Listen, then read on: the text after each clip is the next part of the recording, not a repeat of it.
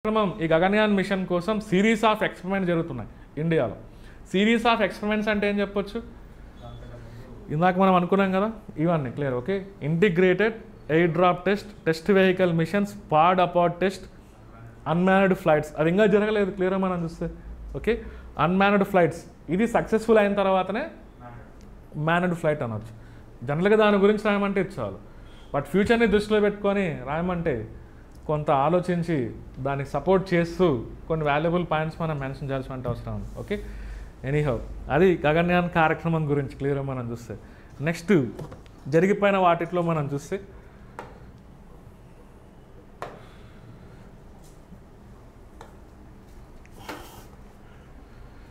ఇక్కడ పాస్ట్ అంటున్నాం కదా, ఇది ఫ్యూచర్ అంటున్నాం. ఇందులో మనం చూసింది ఏంటది?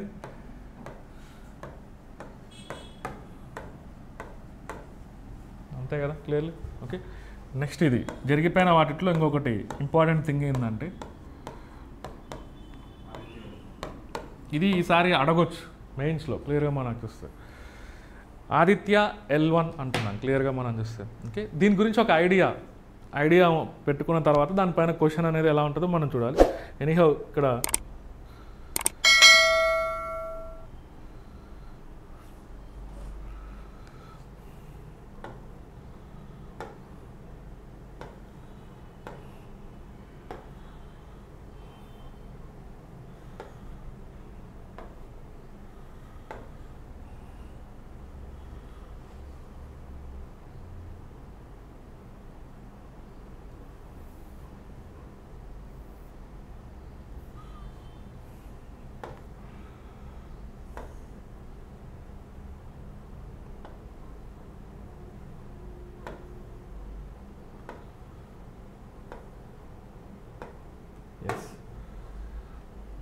క్వశ్చన్ దాని గురించి ఇక్కడ మనం అబ్జర్వ్ చేస్తున్నాం. ఒకసారి చూసిన తర్వాత ఈ క్వశ్చన్కి ఆన్సర్ మనది. Okay, simple. ఫస్ట్లో మామూలుగానే ఆ క్వశ్చన్లో ఇలా ఉంటాయి. What is Aditya L1 mission and what are its primary objectives? Okay, and explain the scientific goals and specific objectives of Aditya L1 mission. Provide an overview of the payloads. ఇవి మనం target చేస్తాం payloads. ఇందాక మనకి overview of the payloads overview గురించి మనకి Chandrayaan 3ని target చేయొచ్చు క్లియర్గా మనం చూస్తే. ఓకే, కాంపోనెంట్స్ పైన మనల్ని ఎప్పుడు మనం టార్గెట్ చేస్తుంటాం. అది మనకి ఏమాత్రం మెమరైజ్ అయినా దాన్ని ఎలా ఆ మిషన్ని మనం ఎలా ఇంటర్ప్రిటేషన్ చేసామనే ఆస్పెక్ట్స్తో ఖచ్చితంగా వాటిని టార్గెట్ చేస్తుంటారు క్లియర్. నెక్స్ట్ చూడండి, and their specific functions in studying the sun అంటున్నాం. ఫస్ట్ ఈ కార్యక్రమం గురించి మనం ఒకసారి ఓకే, అసలు ఆదిత్య L1 అంటే ఏంటి? బేసికల్గా L1 అంటున్నాం clear. Okay, Lagrangian points. Okay, Lagrangian points అనొచ్చు. So Lagrangian, what is the significance of Lagrangian points? What are Lagrangian points? So Lagrangian points అనేది స్పేస్లో ఒక పార్కింగ్ ఏరియాస్ అనొచ్చు ఇండైరెక్ట్గా. ఓకే, ఎలాంటి డిస్టర్బెన్సెస్ లేకుండా ఒక పాయింట్స్ కొన్ని ఉంటాయి స్పేస్లో. యాక్చువల్గా యూనివర్స్లో ఫర్ ఎగ్జాంపుల్ మన సోలార్ సిస్టంలోనే మనం ఇమాజిన్ చేసుకుంటే సన్ అనేది ఉంది మిడిల్లో, దాని చుట్టూ ప్లానెట్స్ అనేది రివాల్వ్ అవుతున్నాయి. అగైన్ ఆ ప్లానెట్స్కి మనకి న్యాచురల్ శాటిలైట్స్ అనేది ఉంటాయి. ప్రతిదానికి స్పేస్లో ఉన్నటువంటి ఏ ఆబ్జెక్ట్స్కైనా సర్టెన్ గ్రావిటేషనల్ ఎఫెక్ట్స్ అనేది, గ్రావిటేషనల్ పుల్ అనేది ఉంటాయి. ఈ గ్రావిటేషనల్ ఫోర్స్ వల్లనే మనం ఎర్త్ పైన అలా మనం ఉండగలుగుతున్నాం, అంతేనా కదా? ఎర్త్ వైపుకి అట్రాక్ట్ చేయబడుతున్నాయి ఆబ్జెక్ట్స్ అనేది క్లియర్గా మనం చూస్తే. సిమిలర్లీ స్పేస్లో కూడా ఏదైనా ఒక ఆబ్జెక్ట్ని మనం స్పేస్ చేస్తే ఇలాంటి సెలెస్టియల్ బాడీస్ వల్ల దానిపైన డిస్టర్బెన్సెస్ అనేది క్రియేట్ అవుతాయి. దీనివల్ల గ్రావిటేషనల్ ఎఫెక్ట్స్ వల్ల అలాంటి డిస్టర్బెన్సెస్ క్రియేట్ అయినప్పుడు అది అటు ఇటు మూవ్ అయ్యేదానికి స్కోప్ ఉంటుంది క్లియర్గా మనం చూస్తే. అలాంటి డిస్టర్బెన్సెస్ అన్నీ న్యూట్రలైజ్ అయ్యేటువంటి ఏరియాస్నే మనం లగ్రాంజియన్ పాయింట్స్ అనొచ్చు. అందుకే వాటిని ఎలా అంటున్నాం మనం? పార్కింగ్ ఏరియాస్ ఇన్ స్పేస్ అంటున్నాం ఇండైరెక్ట్గా మనం చూస్తే. అక్కడ దానికి ఉన్న స్పెషాలిటీ ఏంటి? ఈ గ్రావిటేషనల్ ఎఫెక్ట్స్ అన్నీ మొత్తం న్యూట్రలైజ్ అయ్యేటువంటి ఏరియాస్. అలాంటి ఏరియాస్ని సైంటిస్టులు ఇప్పటి వరకు ఒక 5 ఏరియాస్ని ఫైండ్ అవుట్ చేశారు. L1, L2, L3, L4, L5. వీటన్నిటినీ మనం ఇండైరెక్ట్గా లగ్రాంజియన్ పాయింట్స్ అనొచ్చు క్లియర్గా మనం చూస్తే. ఓకే, ఎనీహౌ మనకి ఎక్కువగా యూజ్ చేసే పాయింట్స్ ఏదంటే ప్రపంచవ్యాప్తంగా L1, L2 పాయింట్స్ అనొచ్చు క్లియర్గా మనం చూస్తే. ఓకే, యుఎస్ఏ వాడు ఒక 2 సంవత్సరాల కిందట మనకి ఒక 3 ఏళ్ల కిందట బేసికల్గా దీన్ని యూజ్ చేసి ఉంటారు. ఏంటంటే James space Webb telescope. James space Webb telescope దాన్ని కూడా లగ్రాంజియన్ పాయింట్స్ దగ్గర ప్లేస్ చేశాడు, but not L1, L2 point దగ్గర ప్లేస్ చేసి ఉంటాడు. ఒక ఎగ్జాంపుల్ కిందకి మనం అనుకుంటున్నాం లగ్రాంజియన్ పాయింట్స్ని ఎలా యూజ్ చేసుకోవచ్చు అనే దానికి మనకంటే ముందర ఈ మధ్య ఒక ఈవెంట్ మనం చూసాం. ఏంటంటే ఆ జేమ్స్ స్పేస్ వెబ్ టెలిస్కోప్ అది ఇక్కడ పెట్టింటారు L2 పాయింట్ దగ్గర క్లియర్గా మనం చూస్తే. ఓకే, మనం కంటిన్యూగా మన ఇంటెన్షన్ ఏంటంటే సన్ని మానిటర్ చేయాలి. ఓకే, 365 days ఎలాంటి ఇంటరప్షన్ లేకుండా కంటిన్యూగా ఎలాంటి డిస్టర్బెన్సెస్ లేకుండా సన్లో జరిగేటువంటి డైనమిక్ చేంజెస్ని మనం కంటిన్యూగా మానిటర్ చేస్తూ ఉండాలి. ఎప్పుడు పాసిబుల్ అవుతుంది ఎలాంటి ఇంటరప్షన్స్ లేకుండా అంటే ఆ లొకేషన్ చాలా కీ రోల్ ప్లే చేస్తుంది. ఆ లొకేషన్ దగ్గర ఎలాంటి డిస్టర్బెన్సెస్ ఉండకూడదు క్లియర్గా. అందుకే మనం పర్టికులర్గా L1 పాయింట్ని మనం ఎంచుకున్నాం క్లియర్లీ. ఆ L1 పాయింట్ అనేది యాక్చువల్గా మన సన్కి ఎర్త్కి మధ్యలో డిస్టెన్స్ మనం చూస్తే ఒక 150 million kilometers మనం చూడవచ్చు సన్కి ఎర్త్కి మధ్యలో. ఈ L1 పాయింట్ అనేది మన ఎర్త్ పై నుంచి 1.5 million kilometer డిస్టెన్స్లో ఉంటుంది. అంటే distance between the sun and ఎర్త్కి మధ్యలో ఆల్మోస్ట్ 1/100th డిస్టెన్స్ అని మనం చెప్పుకోవచ్చు. అనొచ్చా లేదా? ఇలా కూడా చెప్పొచ్చు. సూర్యుడికి భూమికి మధ్య ఉన్నటువంటి డిస్టెన్స్లో ఒక 1/100 అంటున్నాం ఇండైరెక్ట్గా మనం చూస్తే. దాన్నే డిస్టెన్స్ వైజ్ ఇలా 1.5 million kilometer అంటున్నాం క్లియర్. ఎగ్జాక్ట్గా ఇక్కడ మనం చూడవచ్చు, ఇక్కడ సన్ ఉంది, ఇక్కడ ఎర్త్ ఉంది, మధ్యలో ఈ ఆదిత్య L1 అనేది ప్లేస్ చేసాం. ఈ చుట్టూ ఇలా సర్కిల్ ఉంది కదా అక్కడ క్లియర్గా మనం చూస్తే మధ్యలో ఆ సర్కిల్ కనిపిస్తుంది కదా, హాలో ఆర్బిట్ అనొచ్చు. ఈ మధ్య ఈ హాలో ఆర్బిట్ని అది కంప్లీట్ చేసినట్లు మనకు ఒక న్యూస్లో వచ్చింది క్లియర్గా మనం చూస్తే. ఓకే, ఎనీహౌ ఇలాంటి లొకేషన్స్నే మనం లగ్రాంజియన్ పాయింట్స్ అంటున్నాం. L1, L2, L3, L4, L5 అంటున్నాం క్లియర్గా మనం చూస్తే. మనం ఎంచుకున్న లొకేషన్ భూమి నుంచి 1.5 million kilometers in between sun and earth మధ్యలో భూమి నుంచి 1.5 million kilometers దగ్గర ఎగ్జాక్ట్గా అది ఉంది అని మనం అనుకోవచ్చు. అక్కడ మనం ఒక ఇన్స్ట్రుమెంట్ని ప్లేస్ చేసాం క్లియర్గా మనం చూస్తే. ఓకే, ఆ ఇన్స్ట్రుమెంట్ పేరే మనం ఏమంటున్నాం, ఆ సిస్టమ్ పేరే మనకి.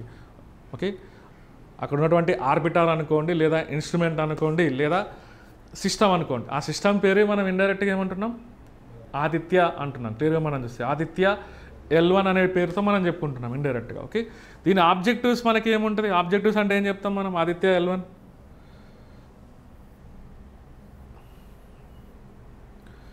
సో ఆబ్జెక్టివ్స్ అంటే మనం ఏం చెప్పొచ్చు,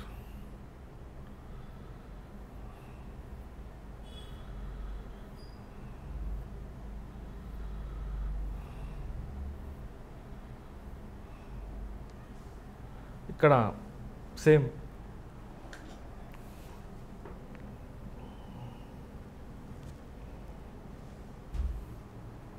ఆ మిషన్ ఆబ్జెక్టివ్స్ అంటే ఏం చెప్పొచ్చు.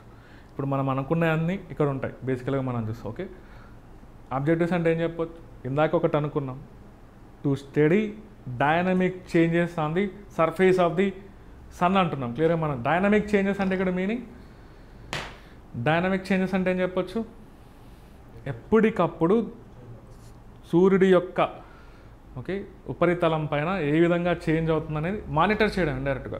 అందులో దానికి ఉన్న స్పెషాలిటీ ఏంటంటే outermost layers of the sun, ఈ కరోనా అదేవిధంగా క్రోమోస్పియర్ అలాంటి వాటిలో చేంజెస్ అనేది ఎలా జరుగుతున్నాయో క్లియర్గా మనకి మానిటర్ ఎగ్జామిన్ చేస్తూ ఉంటారు క్లియర్గా మనం చూస్తే. అక్కడి నుంచి సోలార్ ఫ్లేట్స్ ఎలా జనరేట్ అవుతున్నాయి, సూర్యుడి నుంచి సోలార్ ఫ్లేట్స్ అనేది ఎలా ఫామ్ అవుతుంటాయి, అదేవిధంగా కరోనల్ మాస్ ఎజెక్షన్స్ ఒక్కొక్కసారి సూర్యుడి నుంచి ఇలా బయటకు వస్తూ ఉంటాయి, కరోనల్ మాస్ ఎజెక్షన్స్ అంటున్నాం. వాటికి సంబంధించిన డేటా అనేది కలెక్ట్ చేస్తుంది కరోనల్ మాస్ ఎజెక్షన్స్. అదేవిధంగా సూర్యుడి చుట్టూ ఒక మ్యాగ్నెటోస్పియర్ అనేది ఉంటుంది, మనకు కూడా ఉంటుంది, మనకు కూడా భూమికి కూడా నార్త్ అండ్ సౌత్ పోల్స్ అనేది ఉంది. భూమిని కూడా ఒక మ్యాగ్నెట్ మాదిరి మనం ఇమాజిన్ చేసుకోవాలి. North and south poles, north నుంచి సౌత్కి ఎప్పుడు ఈ మ్యాగ్నెటిక్ ఫీల్డ్ అనేది స్ప్రెడ్ అవుతూ ఉంటుంది క్లియర్గా మనం చూస్తే.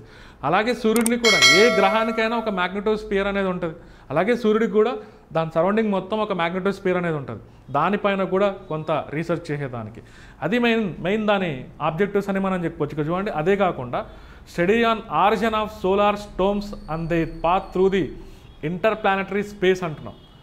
సోలార్ స్టోమ్స్ అలాంటి వాటిని మనం ఐడెంటిఫై చేయడం వల్ల కొంత మనకి యూజ్ ఉందని మనం చెప్పుకోవచ్చు. సోలార్ ఫ్లేట్స్ అనేది ఎలా ఫామ్ అవుతాయి, సోలార్ విండ్స్ అనేది ఎలా మూవ్ అవుతుంటాయి క్లియర్గా మనం చూస్తే వాటిపైన మనం ఒక రీసెర్చ్ చేయొచ్చు కంప్లీట్లీ.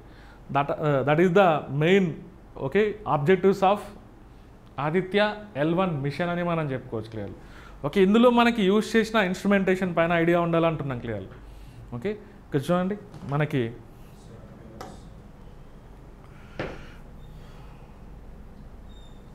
Same 7 payloads. అక్కడ చంద్రయాన్ 3లో కూడా మనం 7 పేలోడ్స్ మనం చూస్తాం.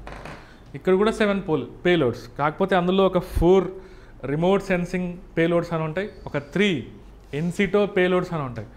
రిమోట్ సెన్సింగ్ పేలోడ్స్ మనం ఎక్కడో రిమోట్ సెన్సింగ్ అనే కాన్సెప్ట్ మనం నేర్చుకున్నాం ప్రీవియస్ క్లాస్లో. ఓకే, ఒక ఏరియాకి లైట్ అక్కడ ఓకే అక్కడి నుంచి వచ్చేటువంటి రిఫ్లెక్షన్స్, ఆ లైట్ రిఫ్లెక్షన్స్ అది ఎంత డిస్టెన్స్లో ఉన్నా ఉన్నాయి క్లియర్గా మనం చూస్తే అక్కడి నుంచి వచ్చేటువంటి రిఫ్లెక్షన్స్ వల్ల ఆ ఏరియాని మానిటర్ చేయొచ్చు, ఆ ఏరియాని అనాలిసిస్ చేయొచ్చు, ఆ ఏరియాని సర్వే చేయొచ్చు.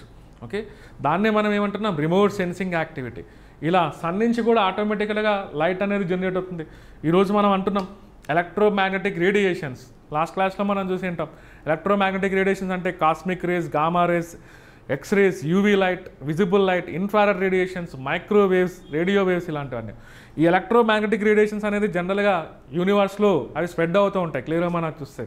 ఇక్కడ చూడండి ఫస్టే ఈ లైట్ని బేస్ చేసుకొని సన్ నుంచి వచ్చేటువంటి లైటే మనకు ఆధారం. దాన్ని ఎగ్జామిన్ చేయాలంటే మనకు మెయిన్ సోర్స్ ఏంటి, అక్కడి నుంచి వచ్చేటువంటి లైటే క్లియర్గా మనం చూస్తే. అందుకోసమే ఎక్స్క్లూజివ్గా ఒక 4 రిమోట్ సెన్సింగ్ పేలోడ్స్ని ఇంక్లూడ్ చేసి ఉంటారు క్లియర్గా మనం చూస్తే. ఇక్కడ చూడండి మనకి ఇందాకే అన్నాం ఓకే దాని పేలోడ్ అంటే లైట్ ఆధారంగా అంటున్నాం క్లియర్. ఓకే, ఒకటేమంటున్నాం విజిబుల్ లైట్ని బేస్ చేసుకొని దాని పేరు ఏమంటున్నాం విజిబుల్ ఎమిషన్ లైన్ కరోనోగ్రాఫ్ అంటున్నాం క్లియర్గా మనం చూస్తే. దాని మెయిన్ ఓకే దాని యొక్క సామర్థ్యం ఏ విధంగా ఉంటుందంటే కరోనా ఓకే ఆ సూర్యుడి పైన ఉన్నటువంటి పొరని కంప్లీట్గా ఎగ్జామిన్ చేయడం, అక్కడి నుంచి వచ్చేటువంటి విజిబుల్ లైట్ని బేస్ చేసుకోవాలి.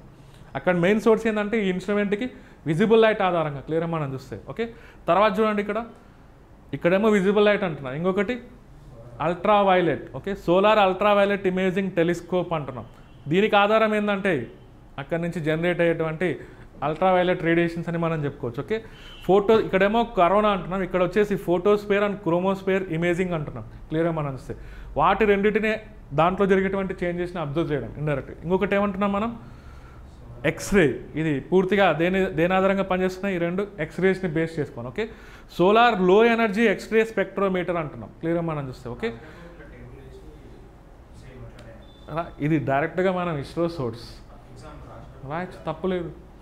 మనం ఇలా టేబులర్ ఫామ్లో యూజ్ చేస్తే ఎప్పుడైనా సింప్లిఫికేషన్ చేసినట్లు ఎగ్జామ్లో flow charts, tables, okay comparative tables ఇంకా వీలు ఉంటాయి క్లియర్, డయాగ్రామ్స్ ఇలాంటివన్నీ యూజ్ అప్పుడే మనకి అది నిజమైన science and technology answer sheet అవుతుంది. అంతేనా? అక్కడ మన మనకున్న దాన్నే ఈ నాలెడ్జ్ని కొంత క్రియేటివిటీ అప్లై చేసి అక్కడక్కడ డయాగ్రామ్స్ని ఫ్లో చార్ట్స్ని అప్లై చేస్తే ఇంకొంత బెటర్ వేలో మనం ఎక్స్ప్రెస్ చేసినట్లు మన ఆన్సర్ క్లియర్గా మనం చూస్తే. ఓకే, ఇక్కడ చూడండి మనం జనరల్గా సన్ని కూడా స్టార్ కిందకి మనం ఇమాజిన్ చేసుకోవచ్చు. ఇలా యూనివర్స్ మొత్తం మనం ఇమాజిన్ చేసుకుంటే అరౌండ్ 200 బిలియన్ గెలాక్సీస్ ఉన్నాయి. ఈచ్ గెలాక్సీలో సమ్ మిలియన్స్ ఆఫ్ స్టార్స్ మనం ఇమాజిన్ చేసుకోవచ్చు. అంతేనే కదా? అలాంటి స్టార్స్లో మనం కూడా ఒక స్టార్ సిస్టమ్ ఇండైరెక్ట్గా మనం చూస్తే దాన్నే మనం ఏమంటున్నాం solar system. Okay, sun okay ఒక స్టార్ నుంచి స్టార్లు ఎలాంటివి మనం అబ్జర్వేషన్ చేయగలుగుతామో అలానే మనకి ఓకే సన్ని కూడా మనం అబ్జర్వ్ చేయాలి. దాని పర్పస్ కోసం ఎక్స్రే స్పెక్ట్రోమీటర్స్ని యూస్ చేసి ఉంటారు క్లియర్గా మనం చూస్తే. ఓకే, ఇక చూడండి ఎక్స్రేస్ పవర్ఫుల్ రేడియేషన్స్ క్లియర్గా మనం చూస్తే వీటితో కంపేర్ చేస్తే ఎక్స్రే స్పెక్ట్రోమీటర్స్ ఇక్కడ ఒకటి రెండు యూస్ చేశారు క్లియర్గా మనం చూస్తే. ఓకే, ఇది soft X ray spectrometer, hard X ray spectrometer అంటున్నాం. రెండు రకాలుగా సాఫ్ట్ ఎక్స్రేస్ అంటున్నాం, ఇంకొకటి హార్డ్ ఎక్స్రే స్పెక్ట్రోమీటర్స్ అంటున్నాం. ఇవన్నీ ఎలా చెప్తున్నారు దీంట్లో రిమోట్ సెన్సింగ్ పేలోడ్స్ అంటున్నారు క్లియర్గా మనం చూస్తే. ఇంకొకటి ఉంది ఇన్సిటో ప్లేలోడ్స్. ఇన్సిటో అంటే ఏం లేదు, ఉన్న ఏరియాని మనం టార్గెట్ చేస్తూ ఉండాలి. ఎక్కడైతే లొకేషన్ మనం అనుకుంటున్నామో పక్కకి వెళ్ళకుండా అటు ఇటు కాకుండా అదే లొకేషన్. మనం జనరల్గా ఇన్సిటో అనే పదం మనం చూస్తే బయోడైవర్సిటీలో ఈ పదం మనం ఎక్కడన్నా మనం చూసి ఉంటాం. ఓకే, ఇన్సిటో కన్జర్వేషన్ ఎక్సిటో. ఇన్సిటో అంటే ఏంటది, ఏదైనా ఒక ఏరియా మనం అనుకుంటే అదే ఏరియాలో ప్రొటెక్ట్ చేసే ప్రాసెస్ క్లియర్గా మనం చూస్తే. ఎక్సిటో అంటే బయటకు తీసుకెళ్లే ప్రాసెస్, ఆ ఏరియా నుంచి క్లియర్గా మనం చూస్తే. వాటికి పేర్లు అలా వచ్చినాయి బేసికల్గా. ఇన్సిటో పేలోడ్స్ అంటున్నాం, ఉన్న ఏరియాని కంటిన్యూగా అదే లొకేషన్ని టార్గెట్ చేస్తూ కంటిన్యూగా మానిటర్ చేస్తూ ఉండాలనేది క్లియర్. ఓకే, ఇక్కడ చూడండి దాని పేరు Aditya solar wind particle experiment అని ఉంది. క్లియర్ మనం చూస్తే. ఓకే, ఇక్కడ చూడండి సోలార్ విండ్ అనలైజర్. ఓకే, అక్కడ నుంచి మనకి ఈ సన్ నుంచి అయాన్స్ అనేది ఎలా జనరేట్ అవుతున్నాయి, అయాన్స్ అనేది ఎలా మూవ్ అవుతున్నాయి. ఎందుకంటే అది హై టెంపరేచర్స్, దాని సర్ఫేస్ టెంపరేచర్ 10⁻⁷ డిగ్రీ సెల్సియస్ ఉంటుంది. 10⁻⁷ డిగ్రీ సెల్సియస్ అంటే 10⁻⁷ డిగ్రీ సెల్సియస్ అంటే ఎంత హై రేంజ్లో ఉంటాయి. అక్కడ ఉన్నటువంటి ఆ హైడ్రోజన్ అనేది ఎలా ఉంటుంది, అయాన్స్ మాదిరి డివైడ్ అయిపోయింటాయి. క్లియర్గా మనం చూస్తాం. ఓకే, వాటిని ఎగ్జామిన్ చేయడం, వాటి నుంచి విండ్స్ ఎలా వస్తున్నాయి అనేది ఎగ్జామిన్ చేయడం క్లియర్గా మనం చూస్తాం. ఓకే, నెక్స్ట్ చూడండి ప్లాస్మా. అసలు ప్లాస్మా అంటే మీనింగ్ ఏంటి? బేసికల్గా fourth state of the matter. Plasma అంటే ఏదైనా ఒక సబ్స్టెన్స్ అనేది హై టెంపరేచర్స్ దగ్గరికి మనం తీసుకెళ్తే అక్కడ ఉన్నటువంటి అయాన్స్, ఓకే, అక్కడ ఉన్నటువంటి గ్యాసెస్ కానీ లేదా అక్కడ ఉన్నటువంటి కెమికల్స్ కానీ అయాన్స్ మాదిరి డివైడ్ అయిపోతాయి. చంద్రుడి పైన అదంతా ప్లాస్మా అని చెప్పొచ్చు ఇండైరెక్ట్గా మనం చూస్తే. Okay, plasma analyser package for Aditya. Clear, దాన్నే పాపా అంటున్నారు షార్ట్ ఫామ్లో పేరు. ఇంకా తర్వాత వచ్చేసి ఇక్కడ ఇదంతా ఏం గుర్తుపెట్టుకోవద్దు, అడ్వాన్స్డ్ ట్రయాక్సిల్ హై రెజల్యూషన్ డిజిటల్ మ్యాగ్నెటోమీటర్స్. ఇందాకన్నాం దీనికి ఉన్న స్పెషాలిటీ ఏంటి, సూర్యుడి చుట్టూ కూడా ఒక మ్యాగ్నెటిక్ స్పియర్ అనేది డిజైన్ అయింది మొత్తం క్లియర్గా. మన ఎర్త్ చుట్టూ కూడా ఒక మ్యాగ్నెటిక్ స్పియర్ అనేది ఉంటుంది. ఎందుకంటే ఎర్త్ను కూడా మనం ఒక మ్యాగ్నెట్ కిందకి మనం ఇమాజిన్ చేసుకోవాలి. నార్త్ అండ్ సౌత్ పోల్స్ ఉన్నాయి క్లియర్గా మనం చూస్తే. ఎర్త్ చుట్టూ కూడా మ్యాగ్నెటిక్ ఫీల్డ్ అనేది ఉంది. సిమిలర్లీ సూర్యుడి చుట్టూ కూడా ఒక మ్యాగ్నెటిక్ ఫీల్డ్ అనేది డిజైన్ అయి ఉంటుంది దాని చుట్టూ.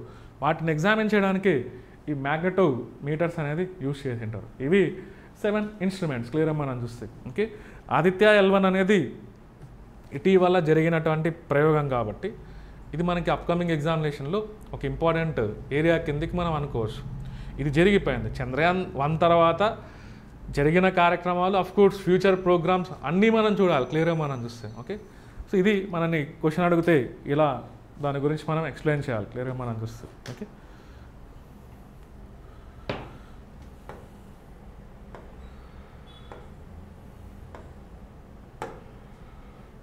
అంతే కదా.